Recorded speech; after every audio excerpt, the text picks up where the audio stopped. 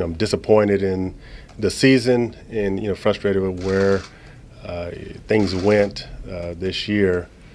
There are unfortunately decisions have to be made. I'm not going to sit here and make this point the finger at DeVone's personality and point the finger at his the relationship that he builds with the players. Right? It's players will take advantage of what they can take advantage of, and there's players who will respect what they'll respect. I'm just as guilty of the tough season as we all are. Like, I'm not going to sit here and say that we aren't, but I also understand that in order to build a team and in order to have what we want, I look at where the positives and I look at the negatives, and I look at myself first. I don't think that there's anyone in this organization or in this city that's going to hold me more accountable to the results than myself.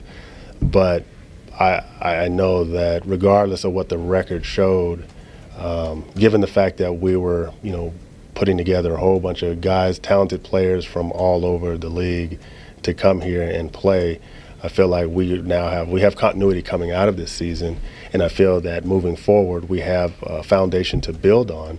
And I look at it and see that we're not as far off as our record may indicate. There's other areas where we can grow and get better. But as I was saying to one of the players earlier, all the people in football operations, coaches, general manager, we're all on hot seats.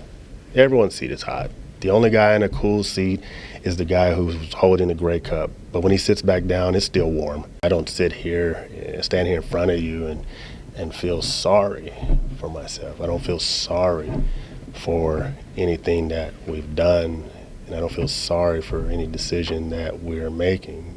I feel excited about next year and improving and fixing it, and getting it done and improving.